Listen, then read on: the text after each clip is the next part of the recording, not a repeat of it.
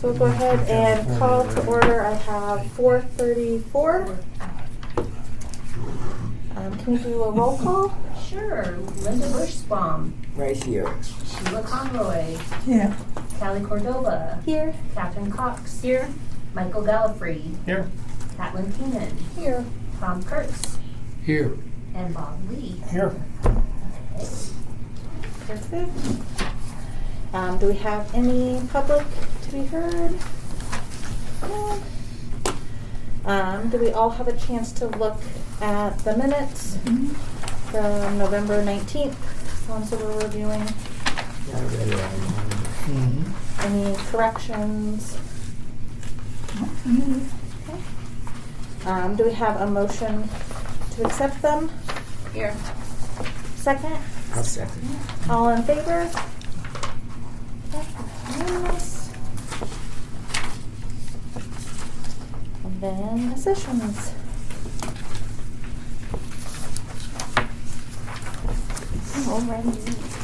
Only one today, but it's a large one. We had a woman named Linda Wagner come by with 2 large boxes of things related to her mother. Her mother's name was Marion Brown. She was class of 1946, class of 45. And there was quite a few scrapbooks relating to her and her family. Her parents came along in the 1920s. It is a real hodge. Three of the scrapbooks are a real hodgepodge, I have to say. There'll be like a picture of 1880 and then 1950, and it's just all mixed up. But there are definitive photos from Longmont history, including pictures of Roosevelt Park, one of which, like the skating photo here, clearly, taken around Longmont and Thompson Park, Roosevelt Park, the high school. So there's some pretty identifiable photos in there, so I think they're worth taking. There is also her high school / college scrapbook, which is, the beginning is filled with stuff from her senior year, including all the dances all the corsage ribbons are in there. Lots of photos and programs in the first half related to her time at Longmont High. And then the second half is more CU things. She did study pharmacology. So I thought that was interesting just from that time. Her years at Longmont High would have corresponded with World War II, so there could be some interesting things there. I digitized 3 of them for you here. I really love this picture of her and all her friends with the car. Probably taken either her senior year of high school or freshman year in college. And which one is she at? Oh, she is the top right. Okay. Sitting on the car. Mm-hmm. Okay. Yep, sitting on the car. I have this problem where I'm like, my right or the photo's right? Yeah. And then there's a few other just interesting things like this, like Letterman patch of the Trojan. And then this is a little pin with a football and L. There's also all of her report cards going back to, I think, 3rd grade. Wow. Was she a good student? It was surprising how, seeing a 4th grader get, C's, but they were tougher back then. It's amazing that her daughter didn't want this stuff. Nope, she dropped it off, didn't even look in the boxes. I went through everything, and there was a box of money in there. Coins, silver dollar coins, probably about 100 silver dollar coins, which have a very large melt value. There also was a bunch of dimes, they had a column, kind of like a woman's head on the back, and they were all in a little book. I think her father had collected coins, and then those all got thrown in there. I did call her and say, "Do you want this back?" And she came back and brought those. There were some other interesting documents that she was because initially she was like, "I'm just going to throw it all out, whatever you don't want." And then when she started looking at it, so there was this rolled up document. It was a marriage certificate, kind of one of those decorative ones that would have been framed from the early 20th century, late 19th century. It was all in German. And she didn't realize that their last name, Brown, used to be Braun, B-R-A-U-N. She had no idea. So she took that and a few other kind of larger portraits of her mother that it just was there was 25 photos of her mother from high school, right? So there were certain ones you sure you don't want to keep some of that? So she kept a few of those. And then there was this huge stack of things related to Indiana. That's where her parents came from. So there were pictures from probably the 1870s through 1890s. And I gave her the contact information for a museum in Indiana, where their hometown was, because I was like, they'd definitely be interested in these. So that all went back with her as well. It's weird to think that if I'm not careful, my bad grades from grade school can end up in a museum.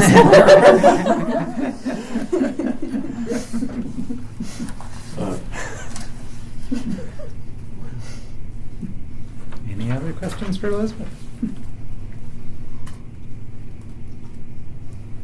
That's it. It's just that one. So I think we motion to vote, right? Oh, what's the Longmont Hospital receipt?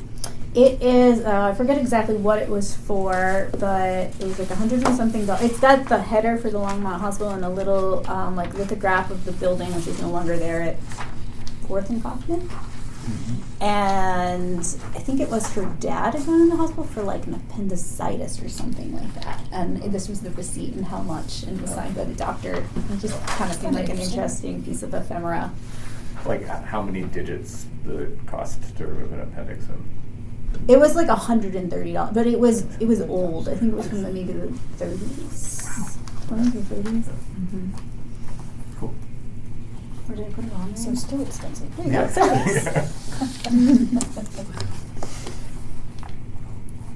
Any other questions? If not, is there a motion to accept? I'll motion to accept. Karen, is there a second? All in favor? Okay, unanimous. Nice. Thank you. And I think we're ready for the report from the director. All right. Construction is continuing. As I mentioned, we had a very noisy last part of December. They were doing a lot of work in the lobby, but now we have a beautiful new floor, and we're getting close. I was hoping by now we would be weather tight, but they're still waiting for delivery of the big new sliding glass doors for the front. So we still have that hole in the expansion. So it's a little chilly sometimes in the lobby. And they're going to be, they've got tarps and things they'll be putting up with the chilly weekend. Also wanted to share, it's not in my written report, but I did look at what our attendance was for 2025 compared to 2024. So 2024 we set a record. We had about 62,000 visitors to the museum. In 2025, we shut down the galleries in May. No exhibits for the rest of the year, but we still, with our first months of exhibits and then programs for the rest of the year, 49,000 visitors. Wow. So That's pretty good. we for a closed are, mall. I was really pleased because actually, if you'd looked some of the years right before that, we were right around 51,000. So our programs have definitely taken off, and once our galleries open back up, I think we'll see more records in attendance. For exhibitions, the big news there is, unfortunately, our senior manager of exhibitions, Jared Thompson, who's been with the museum about 20 years, announced his retirement as of the end of February. He just basically said, I know what it takes to get this open, and I just don't have that in me right now. So we're sorry to see him go, but the position has already been posted. So we're going to move as quickly as we can to get that position filled. Will he be involved in choosing his successor, or? He will not. The city HR rules kind of prohibit the outgoing person from being involved in choosing their successor. Are you hoping for overlap though for anything? It's possible if everything aligns perfectly that we'll get overlap, but more likely it'll be, just a little bit after. But Jared has been working, he's got 3 other folks on his team, so he's been, handing off all of the information to them, all of his contacts and everything else. Is he going anywhere else, or is he just leaving? He is actually going to be traveling the world. So his first stop is going to be the Philippines, and his plan, last I knew, was ultimately to settle in Greece. So, Wow. Wow. So yeah, he is not just leaving Longmont; he is leaving the U.S. Check it out. Wow. Yeah. And Did Jared help with the opening of this museum? no, he came on a couple years later. He did help with building Front Range Rising, but I'm trying to think. Probably 2 years after this building was opened was when he started. So I don't even know how many exhibits he's helped build over the years, but many. We should try to quantify it. That would be fun for his goodbye party. Mm-hmm. Is there going to be any type of reception, goodbye reception? We're talking about that. I think tentatively we were looking at February 20th. I don't know that we've chosen a location yet, but it will probably. Jared would wants it to be at a place where you can have adult beverages, so that rules out the museum. So, but we'll can certainly share that when we have more details. And then Elizabeth, you want to talk about collections? Yeah, all our history programming through April is now live and on the website. So if you're interested in attending anything, please sign up. We will be hosting 3 talks with the curator. The first one will be on anniversaries and celebrations, circling around the 150th, 250th celebrations upcoming and looking back at past ones, such as in 1996, 1976, 1946 was another big year. And then Eric will be giving a talk on the Chicago, Colorado colony and those founding years. And then we will have something a little different. We'll see how it goes. A potluck presentation about food history in Longmont, and everyone's encouraged to bring a dish. And then we'll also have a Thursday Night Presents on Utopian Colorado, and we'll be joined by the director of the Greeley Museum. Greeley was kind of similar to Longmont in that it had a lot of idealism behind it. And also Jason Hansen, who did research on like a 1970s commune, was it? I thought it was older than that, but It might be like 50s, 20th century. And then we'll do behind-the-scenes tours of the Museum Collection Center. We'll have an afternoon one and then an evening after-work tour of the Museum Collection Center. The big focus of this year will be the temporary history exhibit that is right now tentatively set to open in December of 2026. That might change a little bit. We'll see. So the big thing is kind of looking at that Longmont 150 exhibit that we did 5 years ago now, and kind of taking pieces of that and adding things that were in Front Range Rising, particularly about Indigenous and Latino history. It is just in like 2 weeks. It's been so busy with all kinds of asks. Everyone seems to be doing historic research on their properties and on their families, and I think we're feeling the first pangs of maybe this like 150, 250. Like 1976 is usually pointed to as this moment in which America got really interested in history. So it'll be interesting to see if that happens again in 2026. We did have some mice damage at the collection center with the roof replacement back in October. So they basically were tearing off pieces of roof and then replacing it like a little section each day for about a month. I think that might have been a moment where some mice got in and they were like scurrying up and down the closed metal cabinets with all these drawers. I wouldn't think they'd have gotten in there. So expect to see some things were chewed and stained so badly that we will probably have to deaccession them. And then other things we may pay to get conservation of. And hopefully insurance will kick in for that. Eileen is working on making 2 lists, things that, and if anything is deaccession, it will come to you for your vote, and then things to potentially get cleaned up. And this is really good news. We found a bunch of undigitized, unmicrofilmed newspapers in the collection almost a year ago now, but they have finally been digitized, and I am told that I think this week they were supposed to go live on the Colorado Historic Newspaper Database. So it'll be if you want to check out some 1880s and 1890s newspapers that may have haven't been seen since that time. let me know. I can tell you what issues there. For education, we started our spring program series, program season. So return of our early childhood program Discovery Days. We also have our art and SIP classes will start tomorrow night. And then there's a couple of other program series that will happen this year, including an adult series called the Studio Series and an after-school music class series. And then you've got a fun letter from a former teen volunteer, Lee, and how much it meant to them to be part of the museum.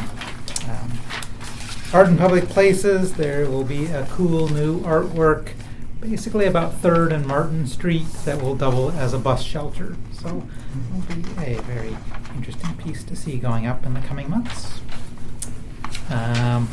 Auditorium programming, as I mentioned earlier, we had such great success with our program attendance and definitely set records in the auditorium in 2025. We're hoping that trend continues in 2026 when a lot of the programming is themed around the 150-250 commemoration. Under development, I do want to note there is a typo. So it says the 2025 year-end donations are 20,000, and then the year-end appeal, and that should say 2024 allocated to capital. So we got about 10,000 more in 2024 than in 2025, but as is noted, that is mostly from one large donation. So when you take that donation out, we actually raised a little bit more money from fewer donors, and without having the push of a capital campaign behind it. So we're very pleased. We feel like year-end contributions are continuing to go up, and we're now still focusing, kind of wrapping up fundraising for Children's Gallery. We've got a few more grants out there, and then looking ahead to moving the focus of fundraising to general operating support and also completing funding of the permanent history gallery. Visitor services, you can see, we continue to do well with ticket sales, and the gift shop, despite not really having exhibits, does continue to sell. So looking forward to having a much larger gift shop when we reopen. And then the last thing I will just note, so last year at the end of February we did a joint meeting with the advisory board and the Friends board, and kind of looking at agenda and what's going on. We're thinking it probably makes sense to move that to fall. At that point we will be kind of complete with the expansion, and it'll be sort of a good opportunity to talk a little bit about what's next now that we have our museum expansion open, looking at the future of the museum in bigger terms. So that's our proposal, is to move it to a fall joint meeting for this year. Any questions on the director's report?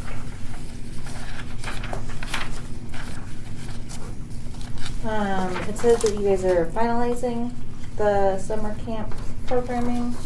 When does that usually get published? That is, don't recall. It is very soon. It's within the next couple of weeks, but I don't have the exact number. Okay, so it has the actual programming is all finalized, and it's just A lot of it is just the scheduling and figuring out, because we have our staff teaching camps, and then we also have contractors teaching camps. So aligning everything, and particularly, I know Anne was telling me that for the outdoor camps, we find that those are pretty exhausting. So having if you're teaching an outdoor camp and then you're trying to come back into the museum and teach another camp, you're pretty wiped out. So trying to time it so that if you're teaching, a camp that goes biking around town, that's your only camp for that week. But, if you're doing 2 camps in the classroom, you can probably make that work. So there's a lot of kind of figuring out, doing all the moving parts to get all of our contractors and all of our staff lined up for their camps. So as soon as that is done, everything is finalized, then we will be putting that out there, and we'll be able to start signing up. And is it going to be very impacted by all the construction? Shouldn't be. They were able to work through last year when we first started construction, and really the camps take place in either the classrooms, which the last work in the classrooms should be wrapping up next week, or out in the courtyard, and there's really no work going on out in the courtyard. So, and since we have half of our paved parking lot and all of our dirt parking lot are available now, so we've got pretty good parking again.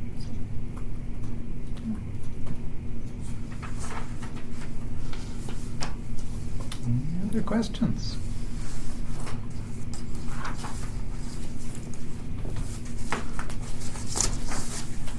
All right. Thank you. I do not have a report from the chair today, but we do have some new business. So it comes around every year. Advisory board member terms are expiring. We will. This is Tom's last term. He is term limited out at the end of June, so we are sad to see him go.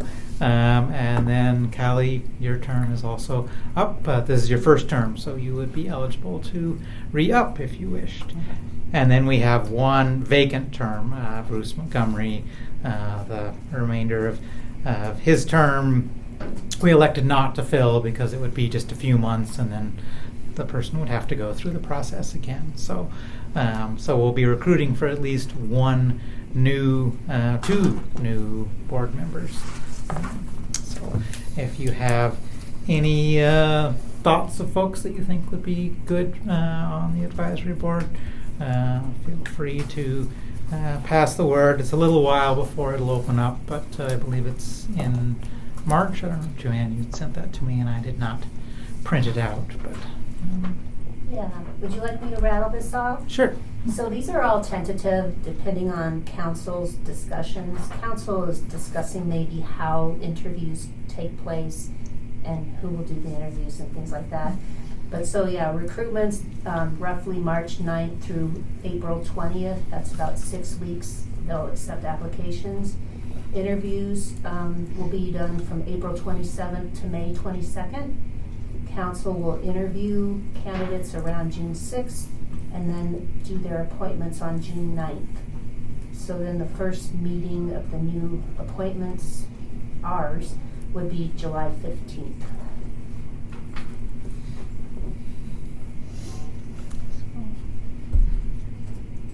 Eric, are you sure that I have one more? I think you do because you finished someone's Okay. unexpired term. Okay. So I think you get full terms before you term out. So if you came in, doesn't count towards the limit if you're filling someone else's? yeah, I think so. Okay, so because I filled a vacant Yeah, like, you filled term, a that partial wasn't term. a partial term. Okay.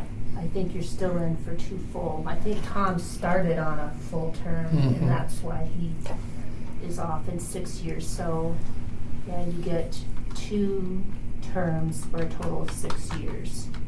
But if you have an incomplete term, It doesn't Because I count. came in it doesn't December. count. Okay. Yeah, Yeah. that's what I had. Kelly. You started. Okay. You started December of. I did. So I guess I 2020 just so I'll be on an income. yeah. It's just I'm only 6 months short of the like 8.5 years. 6 years. So as long as it's ethical, I just want to make sure. Right. I'll confirm that with the Okay. city clerks, but that's been my understanding. Okay. All right.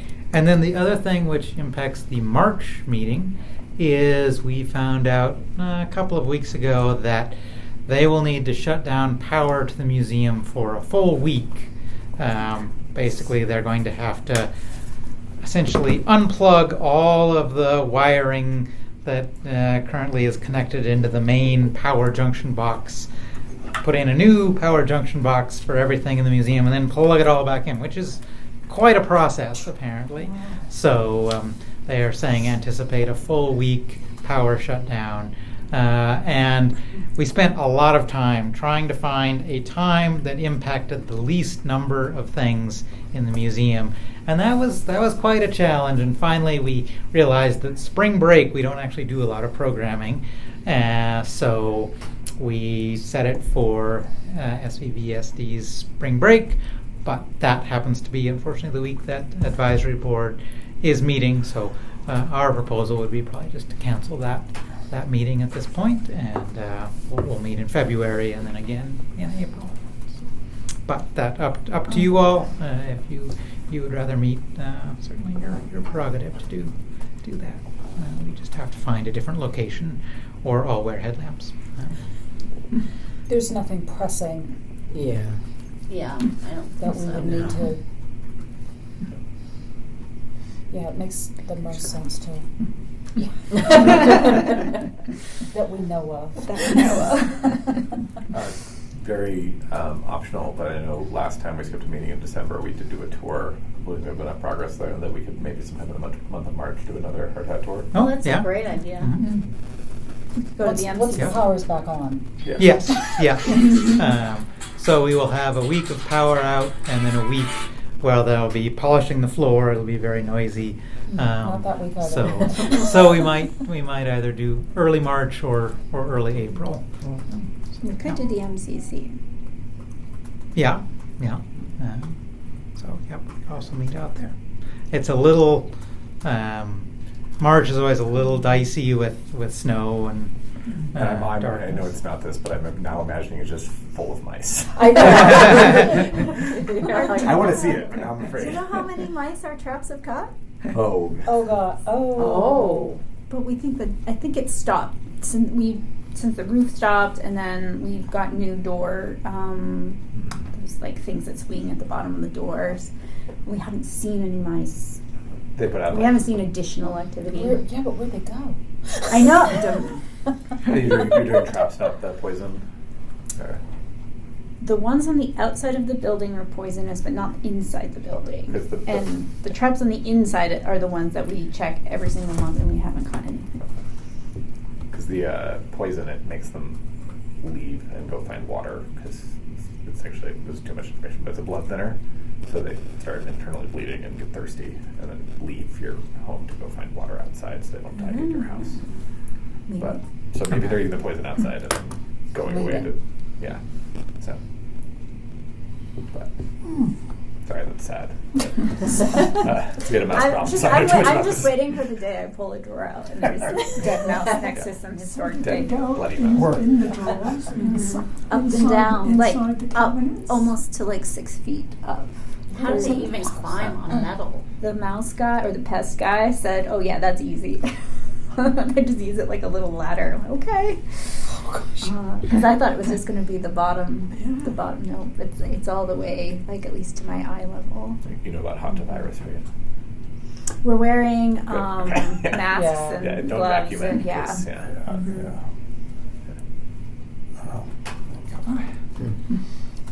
Is there a motion to Sorry. either move to the collection facility or cancel the March meeting? I moved to cancel the March meeting. Okay, is there a second? Tom, all in favor? Unanimous. So we will not be meeting in March. Okay.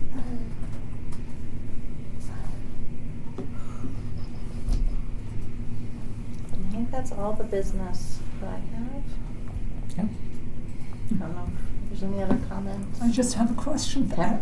Eric. Are you going to make a recording of the museum staff singing? Oh. What was it? The mission statement? Yeah. I think that would be good in the gift shop.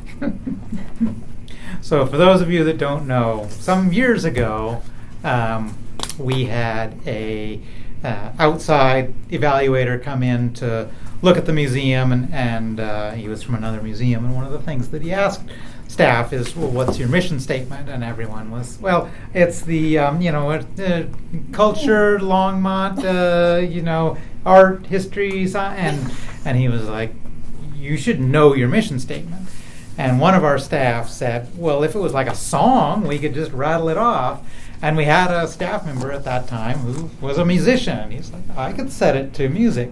So we actually have the musical version of the mission statement, and at periodic times the staff will do a joint singing of it. So we will.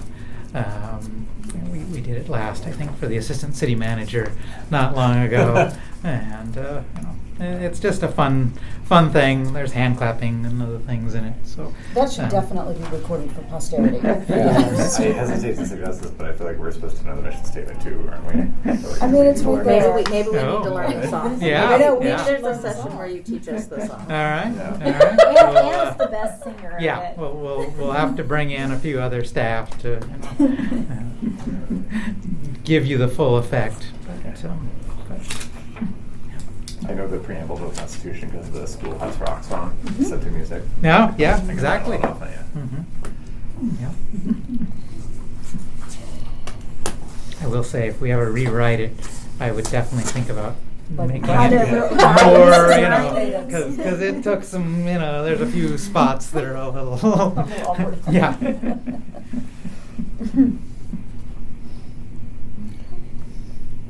If people don't have anything else, I have one just quick comment.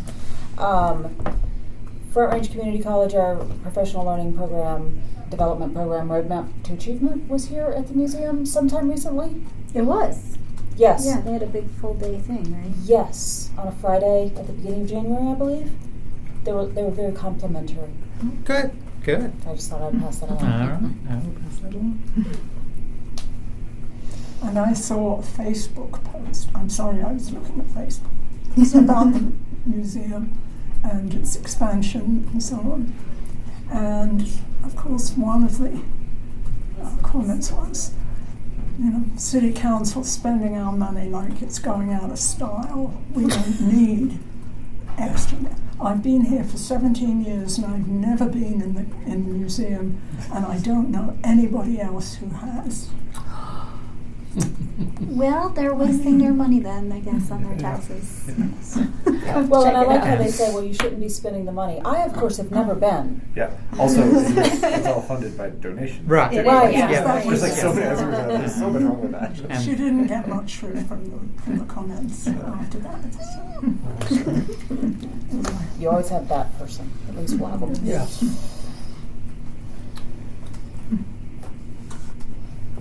would anyone like to make a motion to adjourn? I move we adjourn. Okay. Is there a second? Linda, all in favor? Okay, so we are adjourned at 5:07.